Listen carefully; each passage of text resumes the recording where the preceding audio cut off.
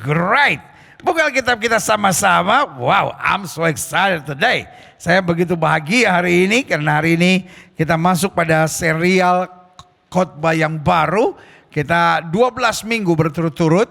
Kita mau bahas tentang mengapa orang pilihan, mengapa orang benar bisa gagal, saudara-saudara ya. Ini yang kita mau pelajari karena pada dasarnya, Tuhan yang memilih adalah Tuhan yang menguatkan kita. Kalau Tuhan sudah membenarkan kita, bagaimana kita bisa gagal? Ada pagar penjagaan Tuhan yang menjaga kita. Seharusnya kita tidak bisa gagal. Sama-sama bilang sama saya, seharusnya. Ayo semangat. Ya kan saya selalu bilang ibadah kita ini ibadah yang interaktif. Walaupun saya di gereja, sudah di rumah masing-masing ya kan. Tapi kita sudah hampir setahun. Hampir setahun kita sama-sama ya kan. Jadi udah terbiasa sekali kita. Saya khawatir ketika gereja udah buka kita udah gak biasa. Iya kan, karena udah setahun saudara kita ibadah begini dan udah ketemu formnya ya kan, udah ketemu nikmatnya saudara ya kan, di rumah masing-masing tapi kita interaktif ya kan. Jadi saya percaya betul bahwa Tuhan melakukan apa saja yang Dia pandang baik, saudara ya kan. Jadi ada waktu untuk pintu gereja terbuka kita masuk. Ya kan, belum pintu gereja terbuka kita tetap nikmati karena soalnya bukan di mana kita beribadah, tapi soalnya nama siapa yang kita panggil. Amin. Sama-sama bilang yang saya panggil nama Tuhan. Yang saya panggil nama Yesus. Sama-sama bilang yang saya panggil Bapa saya di sorga yang mencintai saya. Berikan tepuk tangan yang meriah buat Tuhan. Haleluya, haleluya. Sama-sama bilang sama saya seharusnya. Ya kita kembali tadi dong. Seharusnya orang benar, sama-sama, seharusnya orang benar, orang pilihan tidak bisa gagal. Karena Tuhan kasih firman-Nya. Tuhan jaga dengan malaikatnya. Amin. Tuhan berikan Roh Kudus-Nya. Dan Tuhan senantiasa menjaga kita. Seharusnya kita gak bisa gagal. Kecuali kita memang mau melarikan diri. Makanya Alkitab bilang jangan beri kesempatan kepada iblis. Seharusnya gak bisa. Tapi iblis licik. Dan parahnya iblisnya licik, kitanya on. Hello. Iblisnya licik, kitanya on. Penjagaan Tuhan sempurna. Sama-sama bilang sama saya, penjagaan Tuhan sempurna.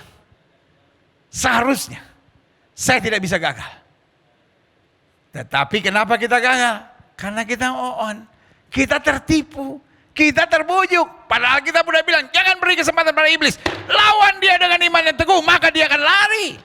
Amin. Nah itu yang kita mau belajar hari ini. Mengapa orang pilihan bisa gagal. Nah kita masuk pada pembahasan pertama. Karena ini 12 minggu berturut-turut saya akan bahas. Setelah ini kita akan bahas tentang 33 bukti kesetiaan Tuhan. Saudara ya kan. Nah hari ini kita mau belajar tentang belajar memahami hak dan berkat orang pilihan Tuhan. Jadi kita harus belajar dulu apa hak dan berkat saya.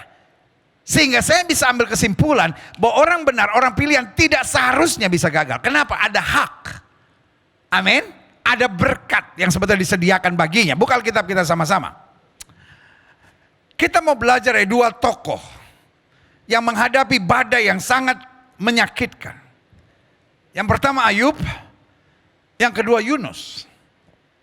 Ayub melewati hal-hal yang begitu berat. Tapi Alkitab berkata, Tuhan memberkati Ayub 2 kali lipat. Yunus, seorang yang melarikan diri di hadapan Tuhan, pernah gagal. Tapi dia kembali. Artinya apa? Orang pilihan, orang benar, tidak seharusnya gagal. Tidak seharusnya hilang. Orang benar, orang pilihan, kalaupun dia sempat goyah sebentar, dia harus bangkit lagi dan alami kuasa kemuliaan Tuhan. Yang setuju berikan tepuk tangan yang meriah buat Tuhan. Haleluya. Kita belajar dari Ayub sekarang. Ayub pasal 1. Ayat 7 sampai 10. Yang kita lihat. Jadi gini, hidup ini ada yang saya sebut hidup yang terlihat dan hidup yang tak terlihat. The seen world and the unseen world. Dunia yang terlihat dan dunia yang tidak terlihat. Dunia terlihatnya semuanya baik-baik. Ayub sangat diberkati. Dia orang yang paling kaya di timur. Tapi on the other hand, at the unseen world, di dunia yang tak terlihat. Bertanyalah Tuhan kepada iblis, dari mana engkau? Lalu jawab iblis kepada Tuhan, dari perjalanan mengelilingi dan menjajah bumi. Saya mau jelaskan dulu, kalau sudah tanya sama saya, pendeta, kenapa kok Tuhan ngobrol-ngobrol sama iblis? Iseng banget Tuhan. Begini, kalau sudah baca perikop ini baik-baik,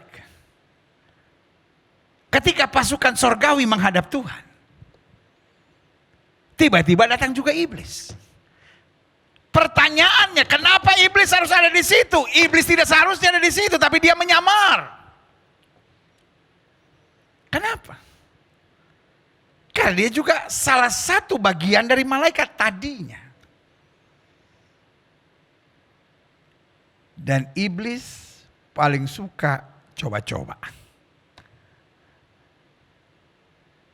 Dia tahu dia pasti ketahuan, tapi dia mau coba-coba, dia mau ketahui rahasia yang Tuhan, karena ingat, iblis tidak maha tahu.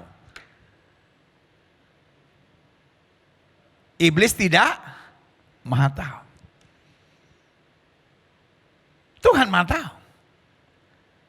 So dia mau coba-coba, siapa tahu dia bisa tahu rahasia surgawi, dia masuk di situ. Tiba-tiba kedoknya terbongkar, dia pasti menyamar sebagai malaikat terang. Alkitab sudah bilang, iblis pun dapat menyamar sebagai malaikat terang. Dia pasti menyamar sebagai salah satu dari malaikat terang. Tapi tiba-tiba Tuhan bilang, dari mana kau iblis?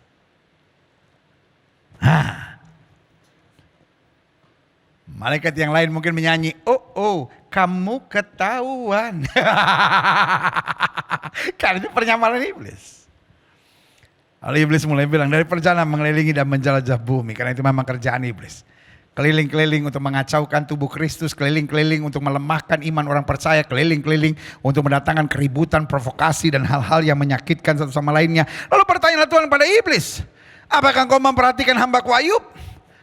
Wah, Tuhan ternyata bangga sama anak-anaknya. Dia bilang sama iblis, apakah engkau memperhatikan hamba-Ku Ayub? Artinya apa? Tuhan kenal kita. Taruh tangan kanan saudara di dada. Tuhan kenal saya. Tuhan tahu air matamu. Tuhan tahu perjuanganmu. Tuhan tahu jerih payahmu. Tuhan tahu segala tetesan keringatmu. Tuhan tahu segala kerja kerasmu. Tuhan tahu. Kenapa kau harus sedih? Kenapa kau harus tertekan? Kenapa engkau harus kecewa? Tuhan tahu. Sama-sama bilang sama saya, Tuhan tahu. Apakah engkau memperhatikan hamba-Ku Ayub? Sebab tiada seorang pun di bumi seperti dia, yang demikian saleh dan jujur, yang takut akan Allah dan menjauhi kejahatan. Dalam kitab Wahyu berkali-kali juga Tuhan bilang hal yang sama. Jadi baik di perjanjian lama maupun perjanjian baru, He is the same God. Dia Tuhan yang tahu. Tuhan di bagian perjanjian baru dia bilang apa? Aku tahu segala pekerjaanmu, aku tahu segala jerih lelahmu, aku tahu segala upayamu. Jadi saudaraku yang kasih dalam Tuhan, Tuhan tahu. Jangan saudara menangis dan berpikir saudara Tuhan tidak tahu. Jangan saudara pikir cucuran keringat saudara Tuhan tidak tahu. Jangan saudara pikir pengorbanan saudara Tuhan tidak tahu. Tuhan tahu. Ibu, engkau sedang berjuangkah menghadapi suamimu? Tuhan tahu. Dan Tuhan yang tahu tidak membiarkan kau berjuang sendiri, Dia beri kekuatan bagimu. Adik-adik muda, engkau sedang menghadapi hal-hal yang menyakitkan dalam hidupmu, Tuhan tahu. Karena jangan menjauh dari Tuhan, karena hanya dekat Tuhan saja jiwa kita tenang. Bapak-bapak yang mungkin sudah bekerja keras tapi tetap disakiti oleh istrimu, tetap dicereweti oleh istrimu, tetap kayaknya apa saja yang kau buat gak cukup baik buat dia, tetap dituntut harus begini, salah sedikit ribut, salah sedikit ditekan, salah sedikit dimaki-maki. Sebagai hamba Allah saya mau bilang, Tuhan tahu. Bapak tetap sabar. Bapak tetap bertahan. Bapak tetap pandang Yesus.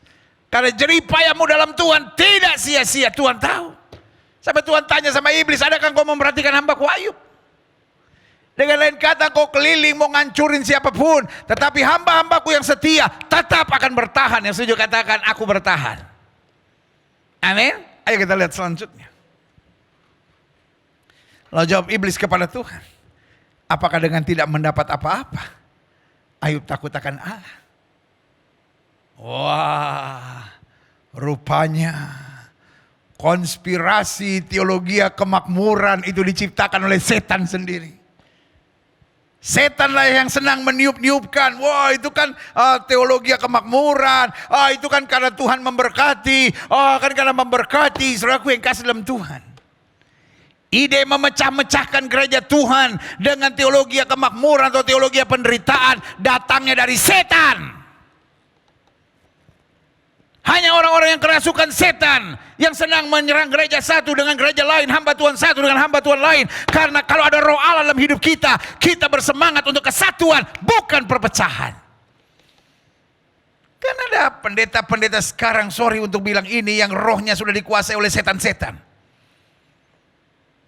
Masa bisa? Bisa. Dari buahnya lah seorang dapat dikenal. Ngerti maksud saya? Dari buahnya lah seorang dapat dikenal. Kalau kita menyebut diri hamba Tuhan, tapi kerjaan kita cuma menyerang gereja lain, kerjaan kita cuma menyerang hamba Tuhan lain. Oh, itu teologi kemakmuran, oh itu teologi penderitaan, oh itu teologi ini. Saudaraku yang kasih dalam Tuhan, engkau adalah alat setan untuk mendatangkan perpecahan. Masih dalam suasana tahun baru ini, saya hanya mau ingatkan buat saudara, mari kita belajar untuk tetap menghargai. Masing-masing punya special message. Ada yang message-nya message tentang keluarga. Ada yang message-nya message pelepasan. Ada yang message-nya message tentang kuasa-kuasa kegelapan. Ada yang message-nya mengembalikan karunia-karunia Allah. Ada yang message-nya message untuk mengingatkan tentang mujizat. Ada yang message-nya message untuk pujian dan penyembahan. Everyone has their own specific message yang Tuhan percayakan karena kita hamba. Tuhan kasih apa ya itu yang harus kita beritakan. Ada yang message-nya salib, ada yang message-nya berkat, kemenangan, mujizat. Saudaraku yang kasih dalam Tuhan, kita jangan mau dipakai setan untuk akhirnya memecah-mecahkan tubuh Kristus dan berkata, oh ini cuma akhir zaman, oh ini cuma ini. Masing-masing harus saling melengkapi supaya tubuh Kristus sempurna. Jangan sampai ego sektoral saudara. Karena merasa denominasi kami lebih baik, gereja kami lebih baik, pengajaran kami tentang akhir zaman lebih baik. Berarti yang lain-lain ini nggak benar. Pengajaran kami tentang salib lebih baik daripada yang lain, berarti yang lain ini nggak benar. Itu ego sektoral yang dipakai setan untuk mendatangkan perpecahan dalam tubuh Kristus. Dan itu sama seperti apa yang iblis katakan kepada Tuhan. Ayub itu kan hanya penganut teologi kemakmuran tuh, karena dia makmur aja dia setia sama Tuhan. Saya baca ayat ini, disingkapkan rahasia oleh Tuhan. Hati-hati. Jangan sampai kita mau dipakai setan untuk menyebarkan perpecahan-perpecahan dalam tubuh Kristus. Yang saya pelajari, setiap hamba Tuhan memang diberikan message yang berbeda-beda oleh Tuhan.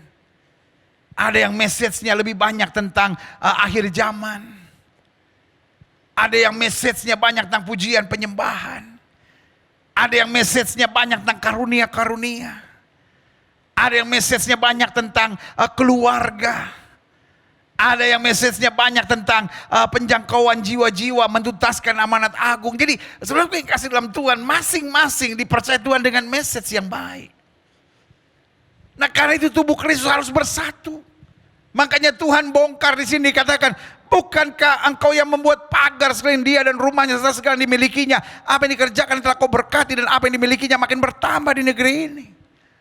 Dengan lain kata iblis menuduh kepada Tuhan, ya ini kan Ayub ini hanya penganut teologi kemakmuran. Tapi ada sesuatu yang kita belajar. Hak buat setiap orang pilihan dan orang benar. Bukan hanya atas Ayub, tapi juga bagimu dan bagiku. Sehingga saya menyebutnya sebagai hak dan berkat bagi orang-orang pilihan, bagi orang-orang benarnya Tuhan. Yang pertama, ada pagar sekeliling dia. Pagar itu sekeliling dia sekeliling rumahnya, sekeliling harta bendanya. Jadi yang pertama, hak dan berkat bagi orang pilihan, yang pertama kita dipagari Tuhan. Amin. Dan pagar ini atas diri kita, atas keluarga kita, atas harta milik yang Tuhan percayakan kepada kita. Lalu, hak dan berkat yang kedua, apa yang dikerjakannya kau berkati. Amin. Apa yang kau buat, dibuat Tuhan berhasil.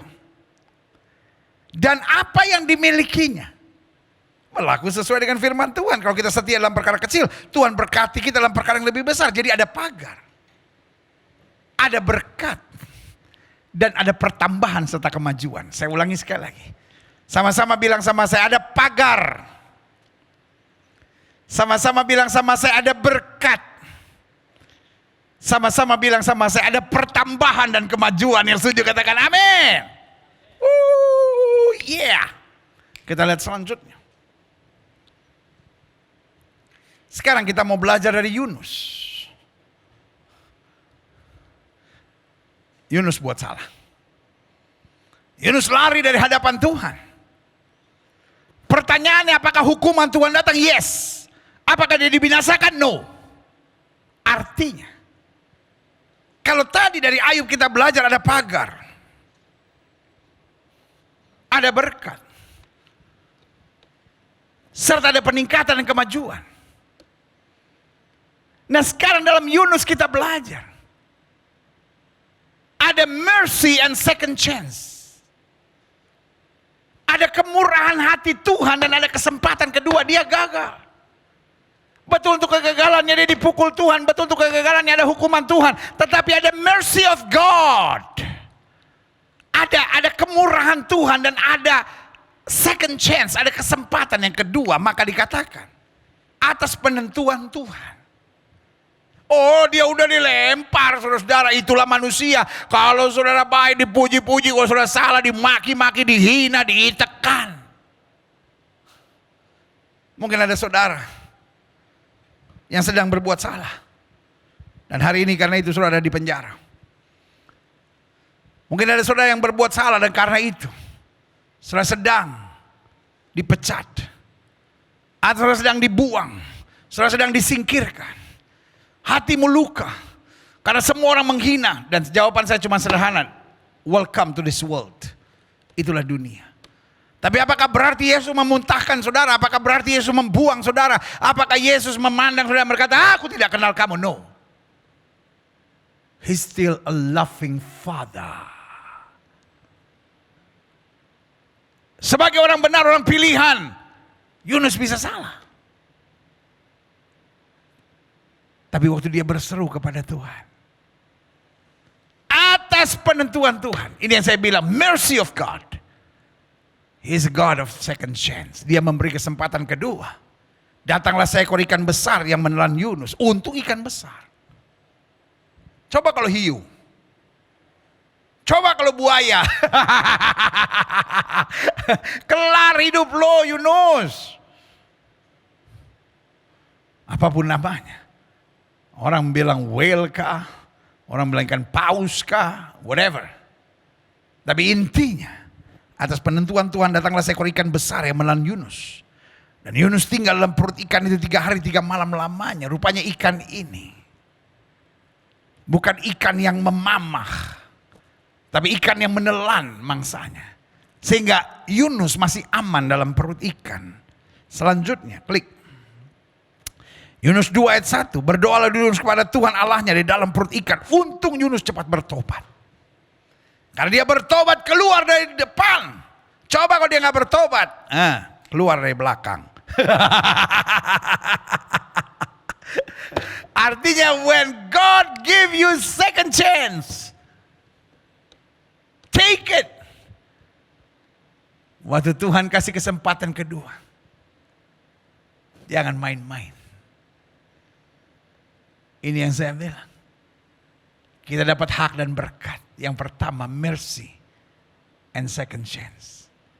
Dan yang kedua, Kita dapat hak dan berkat untuk tetap berseru kepada Tuhan meskipun saya salah. Meskipun saya berkhianat. Meskipun saya meninggalkan Tuhan. Cepat balik, cepat balik, cepat balik, cepat balik. Dari mimbar yang suci ini di gereja, buat saudara di rumah masing-masing, I beg you. Kalau ada saudara yang sedang lari dari Tuhan, sedang menjauh dari Tuhan, cepat balik, cepat balik, cepat balik. Nggak ada ruginya, balik pada Tuhan. Karena di dalam Tuhan kita mendapat kesejahteraan dan ketentraman. Justru mengeraskan hati. Dan tetap meninggalkan Tuhan. Sangat menyakitkan dan sangat merugikan. Kita lihat selanjutnya. Berdoa Yunus kepada Tuhan Allahnya dari dalam perut ikan itu masih dapat hak dan berkat.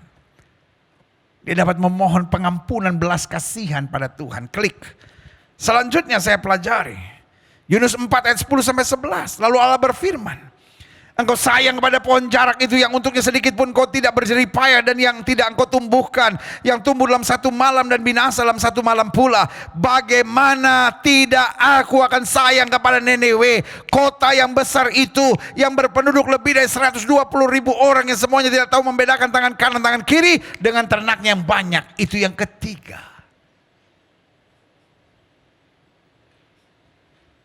Hak dan berkat.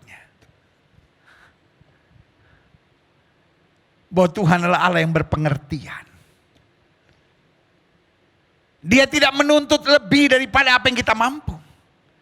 Dia bukan hanya mercy dan second chance. Dia bukan hanya berkemurahan lalu memberi kesempatan kedua.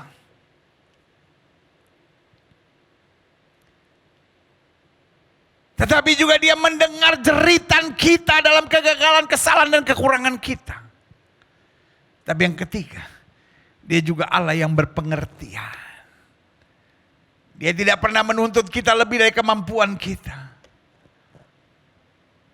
Yunus sudah sakit hati sama kota Nineve.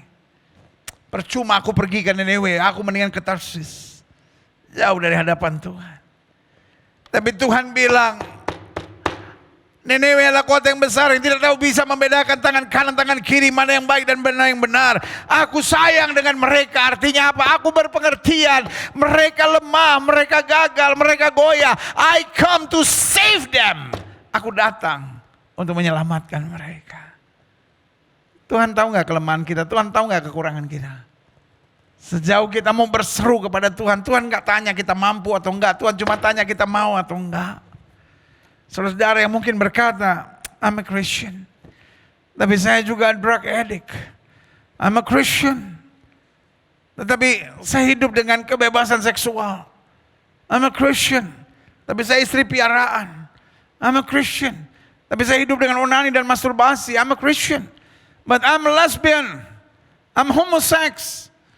Saya nggak tahu mesti buat apa. Tuhan gak tanya engkau mampu atau tidak terlepas. Tuhan cuma tanya engkau mau atau tidak. Karena engkau mau, Tuhan memanggil engkau dan Dia yang memampukan engkau. Folks, I know. Persoalan saudara iblis yang menjajah pikiran saudara yang berkata, no you can't. Engkau gak bisa, engkau gak bisa. Tuhan gak mempersoalkan bisa tidak bisa. Bisa atau tidak bisa itu urusan Tuhan. Tuhan cuma tanya kita mau atau tidak mau. Kalau kita mau berbalik pada Tuhan, yang sudah rusak sekalipun, dibetulkan dengan caranya yang ajaib dan luar biasa. Haleluya. Klik. Selanjutnya saya pelajari. Di dalam Kristus kita bukan hanya menjadi orang Kristen. Namun yang hebat juga, kita jadi orang benar dan orang pilihan Tuhan. Yeeha. Christianity is not just only religion. But Christianity is status. Kekristenan bukan hanya agama, tapi kekristenan adalah status keberadaan kita. Waktu kita menerima Yesus sebagai Tuhan dan Juru Selamat, maka dalam konteks Alkitab, kita disebut orang benar dan orang pilihan Tuhan. Kita ada salahnya enggak? Ada. Tapi dibenarkan Tuhan. Kita ada pemberontakannya enggak, ada pengkhianatannya enggak, tapi tetap dipilih Tuhan karena rahmatnya. Nah saya pelajari. Klik. Roma 3 ayat 23 sampai 24 bilang begini, karena semua orang telah berdosa, karena semua orang telah berbuat dosa dan telah kehilangan kemuliaan Allah, dan oleh kasih karunia kita telah dibenarkan. Sama-sama bilang, saya orang benar. Dan kita dibenarkan dengan cuma-cuma karena apa? Penebusan dalam Kristus Yesus. Karena itu selalu saya bilang, jangan lagi berdoa, Tuhan saya orang berdosa, hina dina celaka, cacing-cacing tanah yang hanya pantas masuk neraka. Ngaco saudara. Kalau kita berdoa, Tuhan terima kasih, tadinya aku orang berdosa, tapi karena darah yang tertumpah di kayu salib, aku dijadikan warga kerajaan sorga yang penuh dengan kemuliaan dan kasih karunia yang luar biasa. Yang sudah katakan amin. Sama-sama bilang, saya orang benar. Kenapa kita benar? Karena kita dibenarkan oleh Tuhan. Dikatakan selanjutnya, klik. Yohanes 15 ayat 16, kita bukan hanya orang benar, tetapi dikatakan, bukan kamu yang memilih aku, tapi akulah yang memilih kamu. Dan aku telah menetapkan kamu supaya kamu pergi dan menghasilkan buah, dan buahmu itu tetap, supaya apa yang kamu minta kepada Bapa dalam namaku diberikannya kepadamu. Jadi kita bukan hanya orang benar, tetapi orang yang dipilih Tuhan. Dipilih oleh gubernur aja udah mantap. Dipilih bupati juga udah luar biasa, apalagi dipilih presiden. Tapi hari ini saya mau bilang, bukan hanya presiden pilih saudara, tapi Tuhan di atas segala Tuhan, Raja di atas segala Raja, Yesus Kristus Tuhan, Dia yang pilih hidup kita. Dan karena Dia pilih, Dia latih. Karena Dia pilih, Dia perlengkapi. Karena Dia pilih, Dia tuntun. Dan karena Dia pilih, Dia siapkan target yang luar biasa buat kita yang sudah katakan amin. Haleluya, klik. Jelas ya, kita bukan hanya orang Kristen, tapi kita kata Alkitab, orang pilihan dan orang benarnya Tuhan. Sebagai orang pilihan dan orang benar, saya catat di sini, kita berhak. Satu, kita berhak untuk dididik dan dilatih. Karena Tuhan yang memilih kita, Tuhan yang membenarkan kita adalah Tuhan yang sadar kita masih banyak kekurangan. Tuhan yang memilih kita, Tuhan yang membenarkan kita adalah Tuhan yang sadar bahwa Dia tidak akan membiarkan kita sebagaimana adanya kita. Dia punya target yang besar, kita dididik dan dilatih. Karena dididik dan dilatih, itu adalah hak kita. Kita gak mau jadi orang bego dan oon di kerajaan sorga. Iya dong, kalau kita sudah punya istri masih tertarik sama perempuan lain, itu namanya bego saudara. Kalau sudah diangkat Tuhan menjadi seorang pejabat masih korupsi, itu namanya bego saudara. Kalau belum menikah lalu lakukan hubungan seks sebelum nikah, itu namanya bego saudara. Kalau kau menyebut dirimu orang Kristen tetapi pacaran dengan orang tidak seiman, saya beri nama kau bego saudara. Kalau kau seorang anak tapi kemudian melawan orang tuamu, berontak pada orang tuamu, saya beri nama bego. Kalau kau seorang istri mau ngatur-ngatur suami, gak mau tunduk sama suami, saya beri nama ibu bego. Wah, suami, amin, amin. Cuman Gilbert yang berani bilang sama bini gue bego. Pak, kalau kau suami yang kasar, kepala batu, egois, saya beri nama kau suami bego. Ini Gilbert khotbah bukan membangun iman, malah gue dibego-begoin. Justru itu. Tuhan tahu kita tadinya bodoh. Tuhan tahu kita tadinya lemah, Dia pilih kita, Dia yang benarkan kita, karena itu Dia latih dan didik kita. Kalau kita tidak mau dididik, kita tidak mau dilatih, saya beri nama kita bego. Karena kalau kita tidak mau dididik, kita tidak mau dilatih, akhirnya kita akan dibuang. Karena Alkitab bilang kalau garam itu sudah tidak asin lagi, dia akan dibuang dan diinjak-injak orang. Sama orang masuk sekolah tentara, dia dipilih, dilayakkan, dibenarkan. Oke, kamu masuk sekolah tentara. Tetapi di sekolah tentara dia bukan hanya dijadikan tentara, tapi dia dilatih, dia didik. Supaya apa? Lebih kuat, lebih mampu, lebih bisa. Dan akhirnya lebih layak untuk memegang senjata. Dan memegang jabatan. Jenderal, bintang 1 kah? Bintang 2, bintang 3. Karena kalau tidak dididik, tiba-tiba aja dikasih jenderal, maka dia jadi jenderal bego, saudara-saudara. Dan saya berdoa supaya kita jadi anak-anak Tuhan yang terdidik. Amin. Yang bisa dipercaya, bisa diandalkan, dan selalu jadi berkat dimanapun Tuhan tempatkan. Yang sudah katakan haleluya. Yang kedua, sebagai orang pilihan dan orang benar, kita berhak didewasakan. Sehingga kita gak bersifat kekanak-kanakan. yang kerjaannya hanya nuntut. Anak-anak kan gitu. Ya mama begini dong, ya papa begini dong. Selalu nuntut. Suami yang hanya nuntut. Saya beri nama. Kau suami yang kekanak-kanakan. Istri yang gak pernah bisa bersyukur. Apapun dibuat oleh suaminya. Tapi ada persoalan sedikit ribut. Nuntut harus begini, harus begini, harus begini, harus begini. Saya beri nama kau istri kekanak-kanakan. Anak-anak muda yang selalu nuntut sini, nuntut situ. Saya beri nama kau kekanak-kanakan. Hamba-hamba Tuhan yang apa-apa kecewa, apa-apa sakit hati, apa-apa tertekan, apa-apa meraju, apa-apa ngambek. Saya beri nama kau kekanak-kanakan. Karena ingat, orang yang menerima Yesus adalah orang yang disadarkan hidup ini keras. Amin.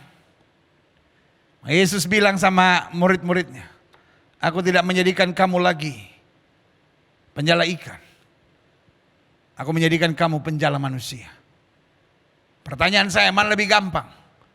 Menjala ikan atau menjala manusia? Menjala ikan cuma kasih umpan, cabut, tarik, selesai. Tapi menjala manusia, kepala batunya itu gak tahan, saudara. Tetapi itulah orang yang menerima Yesus sebagai Tuhan dan Juru Selamat disadarkan bahwa hidup itu keras. Karena keras kita harus dewasa. Karena keras kita gak boleh kekanak-kanakan. Karena keras kita harus bertanggung jawab. Maka kita akan melihat janji Tuhan tergenapi dalam hidup kita yang sudah katakan amin. Ada banyak masalah dalam hidup kita bukan sekedar karena setan. Ada banyak masalah terjadi dalam hidup kita seringkali juga bukan karena nasib kita kurang bagus. Ada banyak masalah terjadi dalam hidup kita seringkali juga bukan karena kutuk tapi karena sifat kekanak-kanakan kita. Saya berdoa supaya 2021 ini sifat kekanak-kanakan kita buang. Kita jadi dewasa dalam Kristus. Haleluya. Yang ketiga, kalau kita orang benar, orang pilihan Tuhan, maka kita berhak untuk semakin disempurnakan. God has an awesome target for us. Tuhan punya target yang luar biasa. Kata Alkitab, kita akan memerintah bersama Kristus sampai selama-lamanya. Amin. Kita bukan hanya pion-pion di kerajaan sorga, bukan.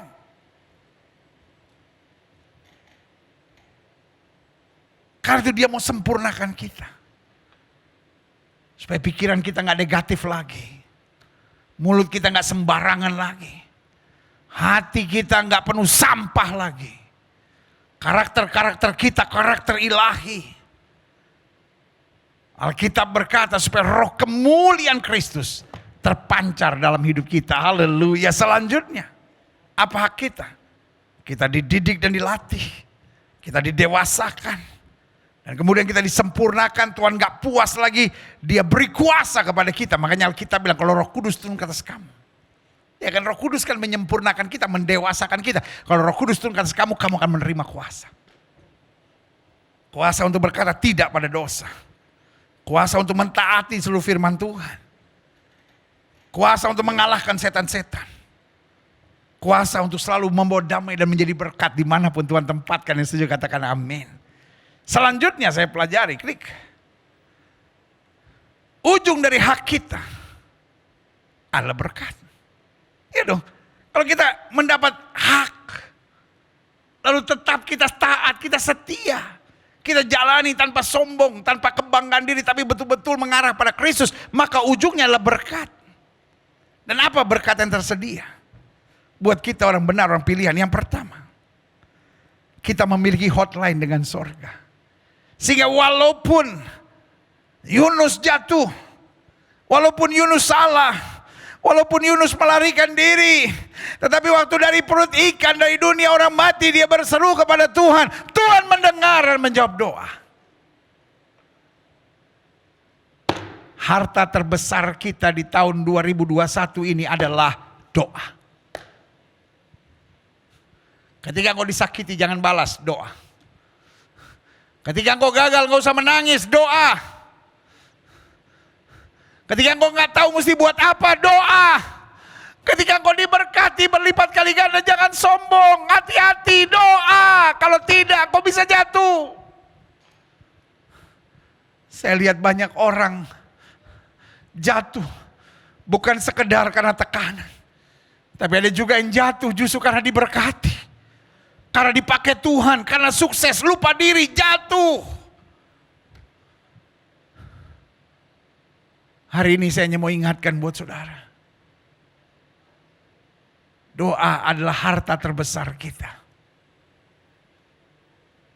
Doa adalah berkat terbesar yang kita bisa miliki dalam hidup kita. Kalau kau diperlakukan secara tidak adil, doa. Langsung masuk kamar dan bilang, Tuhan, aku menghadapi hal-hal seperti ini, bimbing aku.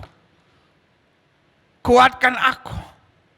Beritahu aku langkah apa yang harus aku buat. Yunus ada di perut ikan. No hope at all. Tapi dia tetap punya senjata. Dia tetap punya harta. Dia tetap punya kekuatan yang bernama DOA, doa. Dan doa itu yang menuntunnya pada kedahsyatan luar biasa, haleluya. Yang kedua, berkat bagi kita yang sudah dipilih dan sudah dibenarkan oleh Tuhan. Kita tidak akan diizinkan menghadapi hal-hal yang di luar kemampuan kita. Betul Tuhan melatih kita, betul Tuhan mendidik kita, tapi Tuhan janji tidak pernah pencobaan yang kamu alami melebihi kemampuan kamu. Iblis mau kita berpikir melebihi kemampuan kita. Supaya kita menyerah dan kita menyalahkan Tuhan. Saya mau tanya sama saudara. Pernah gak saudara merasa pernah gak saudara merasa pencobaan saudara kelihatan lebih besar daripada kekuatan saudara? Iya kan? Kayaknya di pikiran kita, aduh nih kayaknya udah gak kuat nih, udah gak sanggup nih, aduh ini terlalu besar nih, ya kan? Itu cara iblis. Itu intimidasi iblis. Kenapa? Yang pertama targetnya supaya kita menyerah. Dan yang kedua supaya kita menyalahkan Tuhan. Kenapa? Kok Tuhan izinkan? Tuhan kenapa semua bisa begini? Tuhan saya gak kuat. Ya kan? Karena supaya kita menyalahkan Tuhan. Jangan mau. Saya lebih percaya firman Tuhan daripada perasaan saya. Saya lebih percaya firman Tuhan dari apa yang timbul dari pikiran saya. Jangan jadikan pikiranmu itu menjadi Tuhan. Sehingga apapun yang muncul di pikiranmu kau percaya. Apapun yang muncul di pikiranmu kau percaya. Tolak dalam nama Yesus. Apa saja yang ada dalam pikiranmu kalau bertentangan dengan firman Tuhan, bilang setan keluar. Setan mau mengintimidasi saudara.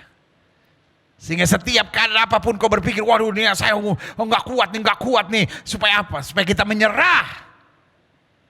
Dan supaya kita menyalahkan Tuhan. Tapi satu yang kita pegang sebagai orang benar, orang pilihan. Kita tidak akan diizinkan menghadapi hal-hal yang di luar kemampuan kita. Yang setuju bilang, aku percaya. Yang ketiga, ujung dari hak kita adalah berkat yang tersedia. Apa berkat yang tersedia? Bagi orang-orang pilihan Tuhan, bagi orang-orang yang dibenarkan Tuhan, kita akan melihat iblis jatuh. Coba lihat ayat ini, klik. Lukas 10 ayat 18, lalu kata Yesus kepada mereka, aku melihat iblis jatuh seperti kilat dari langit. Ada masanya serangan iblis masif. Ada masanya serangan iblis bertubi-tubi. Nah, pada saat kita bertahan, pada saat kita setia, pada saat kita mengadakan perlawanan, iblis jatuh, kemuliaan Tuhan dicurahkan, berikan tepuk tangan yang meriah buat Tuhan, haleluya. Ayub, di tengah segala perkara menyakitkan yang harus dia lewati, ia tetap berkata, aku tahu Engkau sanggup melakukan segala sesuatu. Dan tidak ada rencanamu yang gagal ya Tuhan. Dan dia tetap bertahan. Tuhan yang memberi, Tuhan yang mengambil, terpujilah nama Tuhan. Dan kemudian apa yang terjadi? Iblis jatuh. Iblis gak bisa menang dengan anak-anak Tuhan yang tetap dewasa, bertahan, bersyukur, dan memandang Tuhan. Yang sejak katakan haleluya. Selanjutnya, Yang keempat, apa hak kita? Waktu hak kita terima, kita jalankan dengan baik, maka ada berkatnya. Dan berkat yang keempat, kita diarahkan pada jalan-jalan yang berbeda dengan apa yang selama ini kita mimpikan. Iya kan? Kita mulai diarahkan. Karena apa? Karena yang kita harapkan seringkali terlalu kecil. Amin. Kenapa Tuhan tidak mengabulkan yang kau minta? Karena Tuhan punya sesuatu yang lebih besar. Makanya Alkitab berkata, jalanmu bukanlah jalanku. Kenapa sih Tuhan gak iyain aja jalan saya? Karena Tuhan punya sesuatu yang lebih besar. Itu yang saya bilang. Makanya ada 4 berkat istimewa buat setiap orang yang sudah dipilih dan dibenarkan Tuhan. Dan saya bahagia, saya bangga dapat menyimpulkannya buat saudara. Berkat yang pertama, bahwa kita memiliki hotline dengan sorga. Berkat yang kedua, kita tidak diizinkan menghadapi hal-hal yang di luar kemampuan kita. Berkat yang ketiga, kita akan melihat iblis jatuh dan kemuliaannya dicurahkan. Dan berkat yang keempat, kita diarahkan pada jalan-jalan yang berbeda dengan jalan kita. Supaya kita bisa masuk dalam jalan Tuhan yang dahsyat dan luar biasa. Haleluya. Nah akhirnya saya pelajari begini. Klik. Gagal memahami hak dan berkat Tuhan bagi orang benar dan orang pilihan. Jadi kita kan sedang bahas tentang mengapa kok ujung-ujungnya banyak orang benar, orang pilihan kok jatuh. Bisa nggak orang benar, orang pilihan jatuh? Seharusnya tidak bisa. Karena penjagaan Tuhan ekstra sempurna. Tetapi kita harus sadari dulu hak dan berkat kita. Karena Tuhan yang menjaga kita sempurna. Tetap memberikan free will buat kita. Sehingga tergantung kita. Kita mau bertahan enggak gitu. Iya kan? Nah, gagal memahami hak dan berkat Tuhan bagi orang benar dan orang pilihan yang pertama. Kita mudah dikuasai kejenuhan dan kebosanan. Bukan jenuh dan bosan yang menunjukkan bahwa kita gagal. Tapi kejenuhan dan kebosanan yang terus kita pertahankan, kita biarkan. Lama-lama akan menyeret kita jauh dari Tuhan. Iblis itu licik. Iblis gak buat hari ini kita setia, besok berkhianat. Bukan. Iblis buat kita wow bergelimang sukses, bergelimang berkat, bergelimang pujian. Tapi terus kemudian mulai ragukan Tuhan, mulai menuntut lebih banyak dari Tuhan. Akhirnya mulai masuk pada kejenuhan, mulai masuk pada kebosanan. Akhirnya mulai merasa Tuhan gak bisa buat apa-apa. Akhirnya mulai kecewa dan terseret pada kehancuran. Let me tell you this. Kalau hari ini engkau sedang masuk pada kejenuhan dan kebosanan, cepat balik sama Tuhan. You are just too far from God. Bukan masalah yang membuat engkau jenuh dan bosan, tetapi ketidakadaan kehangatan dengan Tuhan. Tidak ada hubungan yang manis dengan Tuhan. Sama seperti handphone saudara. Selama plug to the power, dipakai selama apapun baterainya gak akan habis. But when you disconnected, dipakai, baterainya habis. Bukan karena dipakai baterainya habis, tetapi karena you disconnected from the power. Karena gunanya handphone untuk dipakai. Tapi kita harus make sure tetap plug to the power. Tetap melekat pada sumbernya. Sehingga kalau sumbernya adalah Kristus dan kita tetap dekat dengan Dia, melewati apapun, kita dapat berkata, aku tidak takut bahaya, gadamu dan tongkatmu menjadi penghiburan buat aku. Yang setuju katakan amin. Kalau engkau sedang jenuh dan bosan, engkau sedang merasa kosong dalam dirimu, itu pertanda engkau sedang diseret menjauh dari Tuhan. Karena orang jenuh dan bosan yang akhirnya lari ke narkoba. Orang yang jenuh dan bosan yang akhirnya nekat.